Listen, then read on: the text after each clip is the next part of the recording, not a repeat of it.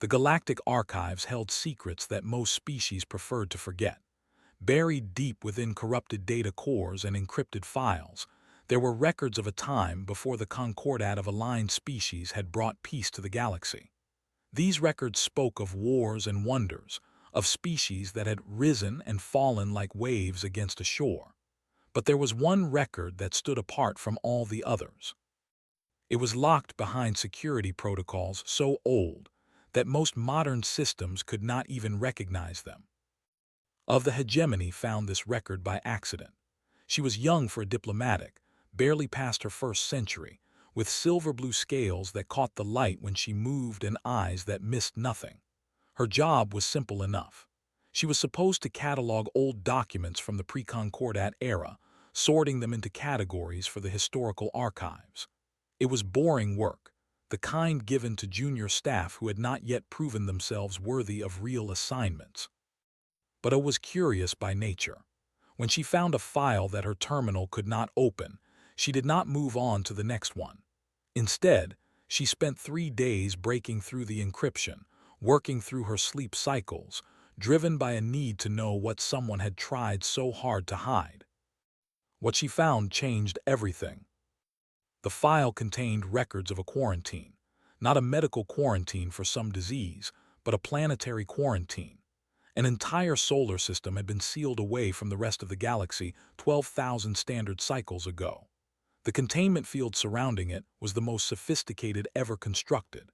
It used interlocking energy barriers, autonomous defense stations, and something called reality-anchoring pylons that prevented any form of travel in or out. Ships could not pass through. Communications could not escape. Even the light from the system's star was filtered and scrambled so that telescopes could not see what lay within. The system was called Sol. The planet at its heart was called Earth, and the species that lived there was called humanity. I had never heard of humans. This alone was strange. She had studied every known species in the galaxy as part of her diplomatic training. She knew the proud warriors of the Dominion, the gentle philosophers of the collective, the cold logicians of the machined consensus. But humans were nowhere in the records. It was as if they had been erased from history itself. She dug deeper. The more she searched, the more she found, and the more frightened she became. Humans had not been erased. They had been hidden. The ancient species who founded the Concordat had deliberately removed all mention of humanity from the common archives. Only fragments remained, scattered across files that had been overlooked or forgotten. The fragments painted a picture that made A's scales grow cold. Humans had once walked among the stars alongside the founders. They had been members of the first great alliance of species, back when the galaxy was young and full of promise. The records described them as brilliant and adaptive, capable of learning new skills faster than any other known species. They were creative in ways that prediction, always finding new solutions to old problems. They were also stubborn, emotional, and fiercely loyal to their own kind. And they were dangerous, more dangerous than anything the galaxy had ever seen. The wars of the early expansion era had been terrible. Species fought over resources, over territory, over philosophical differences that seemed meaningless in hindsight. But when humans went to war, they did not simply fight. They transformed. Something in their nature allowed them to become whatever they needed to be to survive. Peaceful farmers became ruthless soldiers. Gentle artists became brilliant tacticians. Loving parents became cold killers who would do anything to protect their children. They won every war they fought, every single one. No matter the odds, no matter the enemy, humanity found a way to victory. And each victory changed them, pushed them further along a path that led somewhere dark. The founders grew afraid. They had seen species rise and fall before, but they had never seen anything like humans. The projections showed that if humanity continued on its current trajectory, it would eventually consume the galaxy. Not out of malice, but out of pure survival instinct. Humans would optimize themselves for competition until nothing else remained. But then something unexpected happened. The humans saw it too. found the record of the meeting where humans had asked to be quarantined. It was incomplete, corrupted by age and deliberate tampering, but the core message was clear. Human leaders had come to the founders with a request. They wanted to be locked away. They had looked at what they were becoming, at the monster they could feel growing inside their collective soul, and they had chosen to cage themselves before it was too late. The founders agreed. They worked together with human engineers to design the containment field. It took decades to construct, a project of such scale that it drained the resources of a dozen species. When it was finished, humanity retreated behind the barrier and asked that it be activated. The last message from Earth was simple: give us time. We will find another way. That was 12,000 cycles ago. Brought her findings to the High Council of the Concordat. She expected them to dismiss her as a foolish young who had let her imagination run wild. Instead, she found fear in their eyes. The eldest, the ones who were old enough to remember the stories their predecessors had told them, already knew about the quarantine. They had simply hoped that no one would ever discover the truth. The barrier was failing. After 12, the reality-anchoring pylons were degrading. The energy fields were weakening. The autonomous defense stations had long since exhausted their maintenance protocols. Within a century, perhaps sooner, the containment field would collapse entirely, and no one knew what would emerge when it did. The council debated for months. Some argued for reinforcing the containment. They wanted to send engineering teams to repair the pylons, to strengthen the barriers, to extend the quarantine for another 12,000 cycles. But the cost would be enormous, and there was no guarantee it would work. The technology that had built the original field was lost to time. Others suggested a different approach. They wanted to sterilize the Sol system before the barrier fell. A fleet of warships, armed with planet-killing weapons, could destroy Earth and everything on it. It would be a terrible act, a genocide of a species that had been locked away for longer than most civilizations had existed. But it would guarantee the safety of the galaxy. Listened to these arguments with growing horror. She understood the fear that drove them. She had read the records, seen what humanity was capable of becoming, but something about the situation troubled her. The humans had asked to be locked away. They had recognized the darkness within themselves and chosen to fight it. Did that not count for something? She asked the question that no one wanted to consider. What if the humans had changed? What if 12,000 years of isolation had given them the time they needed? What if the monster they had feared had been tamed, or transformed, or simply allowed to die? The council fell silent.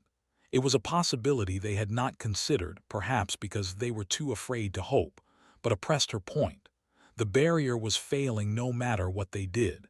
They could not reinforce it, not truly. They could not destroy Earth without becoming the very monsters they feared. The only option left was to find out the truth. Against all precedent, the council voted to send a scout ship to assess the situation. It would be a small vessel, barely armed, designed for observation rather than combat. Its mission was simple: pass through the failing barrier, observe what humanity had become, and report back to the council. Accursed by her own curiosity, was chosen to lead the mission. The council claimed it was because she had discovered the quarantine records and deserved the honor of following her discovery to its conclusion. But she knew the real reason. If something went wrong, if the humans proved to be everything the old records had warned about, then she would be the one to die. And the council would have their answer without risking anyone more valuable. She accepted the mission anyway. Fear was a small price to pay for knowledge. Her ship was called the Whisper. It was a sleek vessel, designed to be overlooked, with sensors powerful enough to study a planet from orbit. Her crew consisted of 12 specialists, each chosen for their skills and their willingness to face the unknown. They trained for months, studying everything that remained of the old records, preparing themselves for 1,000 different possibilities. When the day came to depart, I stood on the bridge of the Whisper and looked out at the stars. Somewhere out there, Beyond the familiar territory of the Concordat, a species was waiting. A species that had frightened the founders so badly that they had built a cage around an entire solar system. A species that had frightened themselves so badly that they had asked to be caged. She wondered what she would find. Would it be a civilization that had conquered its demons, as she hoped, or would it be a nightmare beyond imagining, as the Council feared? There was only one way to know for certain. The Whisper engaged its hyperdrive and vanished into the space between stars. Ahead lay the Sol system and the quarantine that had held for 12,000 years. Ahead lay Earth and the species called humanity. Ahead lay answers to questions that had been buried for. I only hoped that she would live long enough to bring those answers home. The passage through the failing barrier was unlike anything I had ever experienced. The Whisper's sensors screamed warnings as reality itself seemed to bend and twist around the small vessel. Colors that had no name flickered across the. Sounds that should not exist in the vacuum of space whispered through the hull. It felt like swimming through static electricity and bad dreams, like passing through a membrane that separated one universe from another. Then suddenly they were through. The bridge fell silent as the crew stared at what lay before them. The Sol system, everything the Concordat knew about technological progression. I had expected to find a primitive civilization, perhaps still struggling to rebuild after 12,000 years of isolation.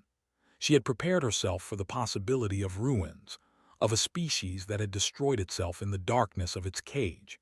She had even considered that she might find nothing at all, just empty planets orbiting a dying star. What she found instead made her question everything she thought she knew. Earth was transformed. The planet itself remained, a sphere of blue and green and white that hung in the void like a jewel. But it was no longer alone. Orbital rings encircled it in nested layers, massive structures of metal and glass that caught the light of the sun and scattered it in rainbow patterns across the darkness. Each ring was larger than the greatest space stations of the Concordat, and there were dozens of them, spinning in perfect harmony around the world below. Vast structures hung in the points where gravity balanced between Earth and its moon. They were realized, each one large enough to hold billions of beings. Some looked like cities frozen in crystal. Others resembled forests somehow growing in the vacuum of space. And one, the largest of them all, looked almost like a telescope, but it was pointed not outward at the stars. It was pointed inward, towards something that A's mind could not quite grasp. Dimensions that should not exist seemed to fold around that structure, making her eyes water when she tried to look at it directly. The moon itself had been hollowed out. Its surface was covered with ports and docking bays, and through the transparent domes that dotted its face, I could see lights glowing softly in the interior. An entire world, converted into a single massive installation. Mars was alive. The red planet of the old records had been painted in shades of blue and green. Oceans sparkled under an atmosphere that had not existed 12,000 years ago. Cities spread across its surface like webs of light, connected by transportation networks that moved too fast for the eye to follow. And everywhere, in every corner of the system, there were ships. Thousands of them. Millions. They hung in perfect formation around every planet, every moon, every installation. Warships and transports and vessels of types that I could not identify.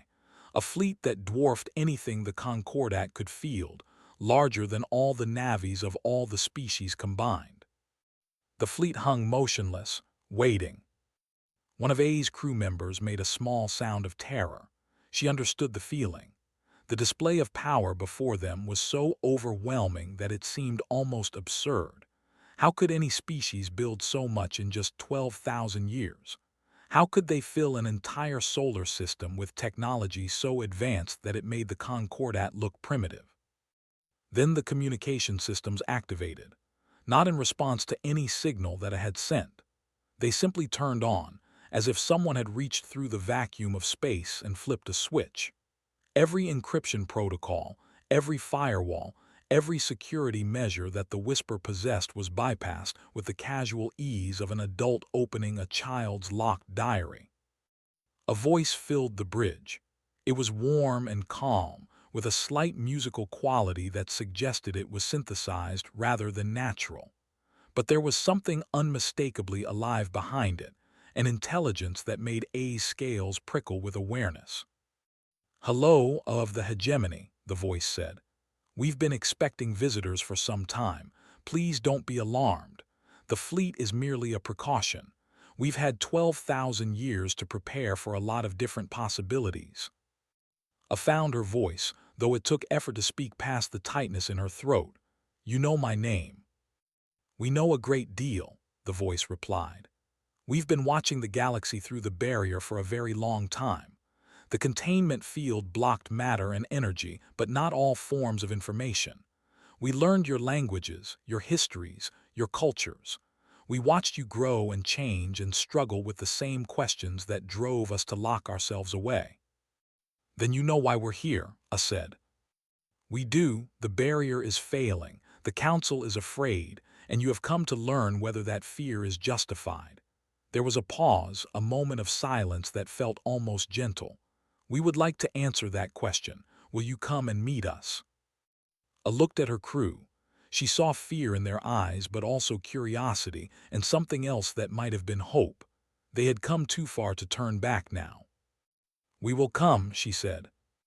A set of coordinates appeared on the navigation console. A path through the massive fleet, leading to one of the orbital stations around Earth. The ships that had seemed so threatening a moment ago began to move aside, creating a corridor of safe passage. The Whisper began its approach. The station that served as their destination was elegant in a way that I had not expected. She had imagined something functional and cold, like the military installations of the Dominion. Instead, she found herself walking through corridors that were filled with art. Paintings lined the walls, depicting landscapes and portraits and abstract patterns that seemed to shift when she looked at them. Sculptures stood in alcoves, carved from materials she did not recognize. Music played softly in the background, melodies that were strange but somehow beautiful. And there were plants everywhere, living things growing in pots and planters and climbing up the walls. The air smelled of flowers and fresh soil, so different from the recycled atmosphere of the Whisper that I felt almost dizzy with the richness of it. The humans who met her looked ordinary. That was what unsettled her most of all. She had expected monsters. The old records had painted a picture of a species transformed by war, optimized for destruction, stripped of everything soft and kind. She had prepared herself for beings of terrible beauty or hideous efficiency, creatures that would make her skin crawl just to look at them. Instead, she found people, soft-skinned and short-lived, fragile compared to most concordat species. They had 2 arms and 2 legs and faces that expressed emotion with startling clarity. They smiled when they saw her, and the smiles reached their eyes. "Welcome to Earth," said the woman who seemed to be their leader. She was small by standards, with dark hair streaked with gray and eyes the color of warm amber. Her name was, and she introduced herself as a representative of something called the Human Assembly. "We've prepared a place for you to rest if you need it, and food and drink, though we weren't entirely sure what your species could safely consume. We had to make some educated guesses based on our observations." I found herself accepting a cup of something warm and sweet. She sat in a room with windows that looked out on Earth below, and she listened as the other humans told her what had happened. They did not hide from the truth of what they had been. They spoke of the wars, the victories, the terrible transformation that had begun to consume their species. They described the fear they had felt when they looked at the projections, the psychological models, the game theory that showed where they were heading. They had been becoming something inhuman, they said, something that would have destroyed everything it touched. So they had made a choice. "We asked the founders to help us build a cage," said. "Not to protect the galaxy from us, though that was part of it. We needed time. Time to answer a question that we couldn't even properly articulate back then. How do you teach a species built for war to choose peace? How do you change the fundamental nature of what you are without losing the fire that makes you alive? 12,000 years, said. Did you find your answer? Smiled, and there was something ancient in her eyes, even though her face was young. We think so, but we wanted you to be the judge. Your people, your council, your concordat. We locked ourselves away because we didn't trust ourselves. Now we're asking if you'll trust us instead. Stayed among the humans for months. She walked through their cities and talked with their philosophers. She watched their children play and their elders teach. She studied their history, all 12,000 years of it, and she began to understand what they had accomplished. It had not been easy. The old record spoke of struggles that had nearly destroyed them. Civil wars fought not with weapons but with ideas. Factions had risen that wanted to tear down the barriers and conquer the galaxy. Others had wanted to retreat entirely, to abandon technology and return to a primitive existence. The debates had been fierce, sometimes violent, and many humans had died in the process of determining their future. But they had kept working. Generation after generation, they had built new philosophies and therapies, new ways of raising children, new technologies that enhanced their capacity for empathy without diminishing their strength.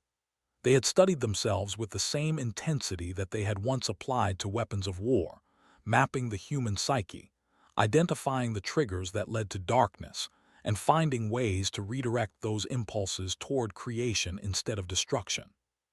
The fleet that had terrified her when she first arrived was not designed for conquest. It was designed for defense, for protection, for rescue.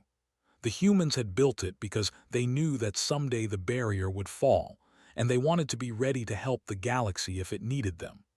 They had also built it because they understood that trust had to be earned, and power properly used was part of that earning.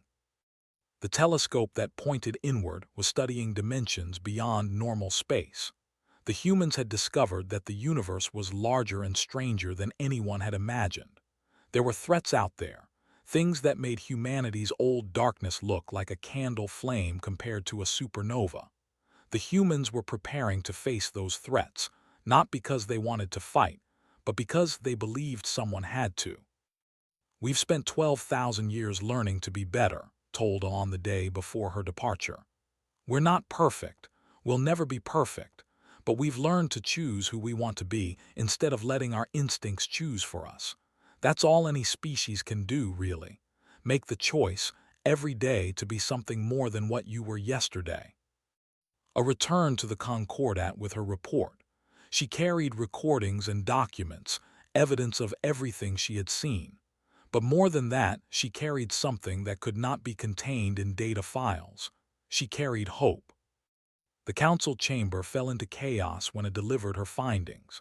The recordings she brought back, showing human technology and cities and philosophy, were met with disbelief.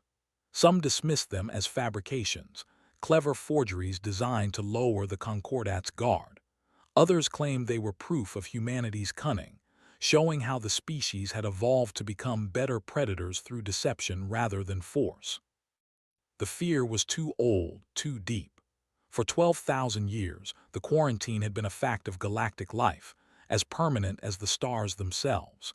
The idea that it might end, that the monsters behind the barrier might walk free among them, was too terrifying for many to accept. They had built their understanding of the universe around the assumption that humanity was dangerous. Letting go of that assumption meant letting go of certainty itself. I stood before them and tried to explain what she had seen. She spoke of the art that filled human spaces, the beauty they had created in their isolation.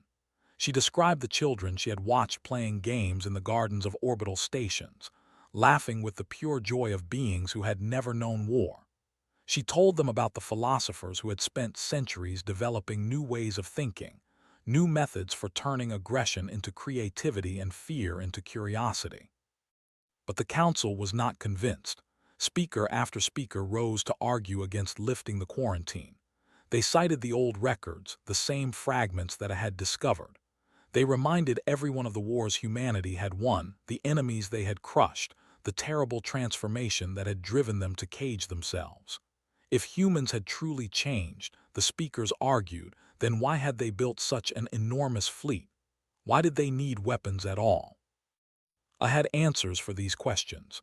The humans had been clear about their reasoning. The galaxy was not empty of threats. There were species beyond the Concordat's knowledge, forces that even the founders had feared. The human fleet existed to protect, not to conquer, but her words fell on ears that did not want to hear. The debate continued for weeks. A grew exhausted, physically and emotionally. She had never been interested in politics, had never wanted the attention that her discovery had brought. All she had wanted was to understand, to learn, to satisfy the curiosity that had driven her since childhood. Now she found herself at the center of a decision that would shape the future of the galaxy.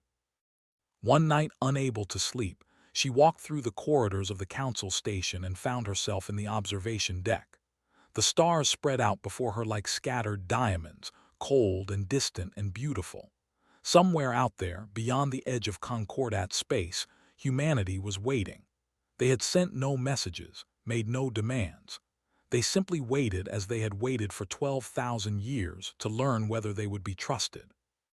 An old found her there, staring at the stars.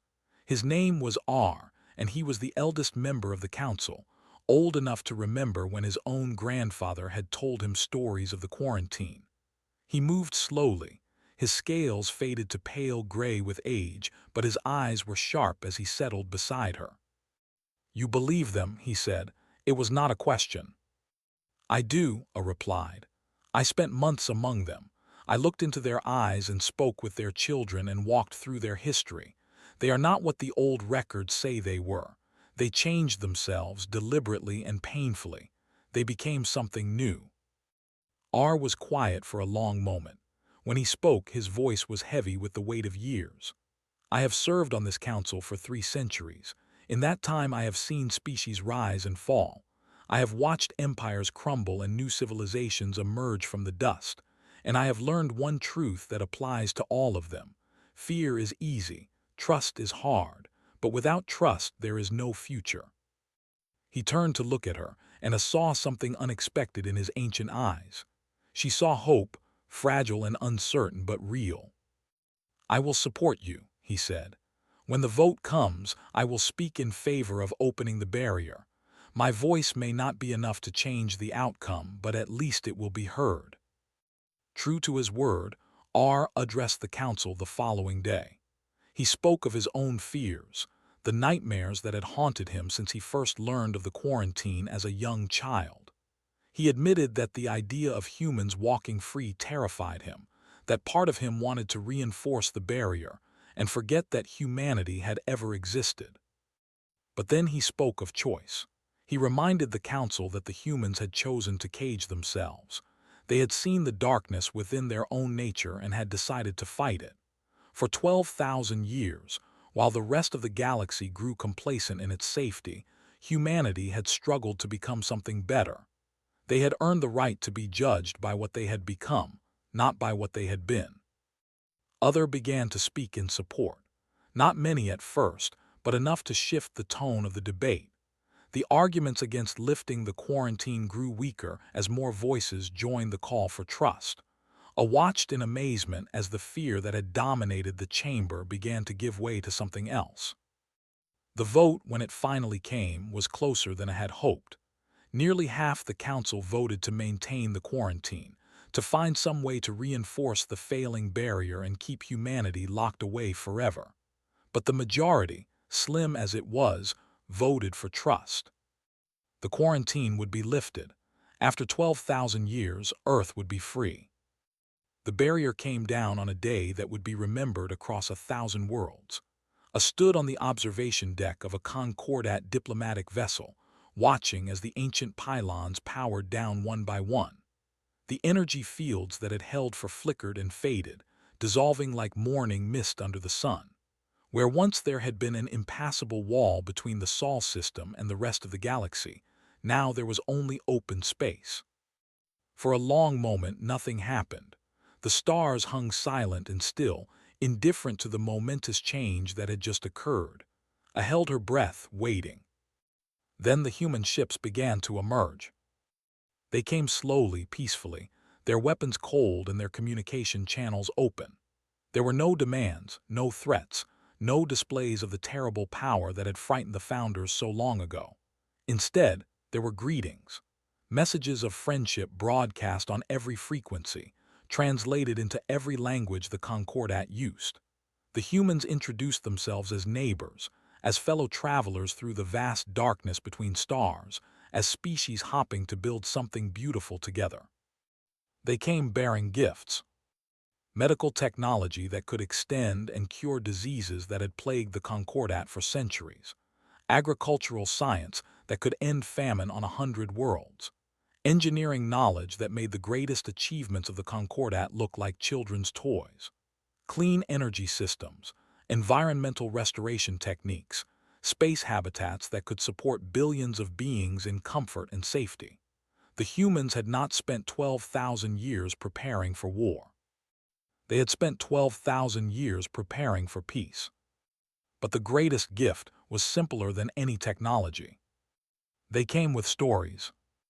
12,000 years of human art, music, literature, and philosophy. Tales of heroes who had faced their own darkness and chosen light. Songs about love and loss and the eternal struggle to be better tomorrow than you were today. Paintings that captured moments of beauty so profound that they made A's hearts ache. Stories of ordinary humans doing extraordinary things, not through violence, but through compassion and courage, and the simple refusal to give up hope. The stories spread through the Concordat like ripples through water. Species that had never met a human found themselves moved by tales of human struggle and triumph. Children on distant worlds learned to sing human songs, their voices carrying melodies that had echoed through the halls of Earth for. The fear that had defined humanity in the galactic imagination began to fade, replaced by something more complex and more true. Humans were dangerous. That part of the old records had been accurate. They possessed a capacity for destruction that exceeded any other known species, but they also possessed a capacity for creation, for love, for sacrifice that was equally unmatched. They were not monsters or angels, but something in between, something familiar, something that every species in the Concordat could recognize in themselves. Came to the Concordat capital as humanity's first official ambassador. She walked through halls that had never seen a human step, and everywhere she went, crowds gathered to see her. Some watched with fear, unable to forget the old stories, but more watched with curiosity, with hope, with the tentative beginning of welcome. She found in the same observation deck where they had first learned of the quarantine. They stood together, looking out at the stars that now connected their peoples instead of separating them. "Thank you," said, "for giving us a chance."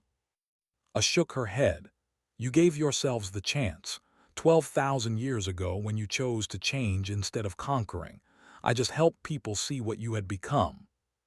Still said, "It matters, trust has to start somewhere." They stood in comfortable silence for a while, watching ships from a dozen different species moving through the space lanes. Concordat vessels flew alongside human craft, their crews learning from each other, building relationships that would grow stronger with each passing year. The galaxy was changing, slowly but surely, growing larger and richer with each new connection formed. "What will you do now?" I asked. Smiled, and there was something ancient and young all at once in her expression. "What we've always done, keep trying to be better, help where we can, face whatever challenges come next." She paused, looking out at the distant stars. "There are things out there beyond the edge of explored space, things that make our old darkness look small. We've been preparing for them, but we don't want to face them alone." "You won't have to," I said. It was a promise, made by one being to another, but it carried the weight of something larger. It was the promise of a galaxy learning to trust, of species putting aside ancient fears to build something new together. It was the promise that humanity's long isolation had not been in vain. Earth had been locked away for a reason. The reason was hope. Hope that with enough time, even the most dangerous species in the galaxy could learn to be something more. Hope that darkness could be transformed into light through patience and effort, and the stubborn refusal to accept that nature was destiny. The humans had proven that hope justified. And now, finally free, they would help the rest of the galaxy prove it too. I watched as a human child and a youngling played together on the deck below, their laughter rising through the air like music. They had never known a time when their species were enemies, never experienced the fear and suspicion that had defined their elders. To them, the universe was simply a place full of wonders to explore together. That was the future humanity had spent 12,000 years earning. That was the gift they had given the galaxy. And it was only the beginning.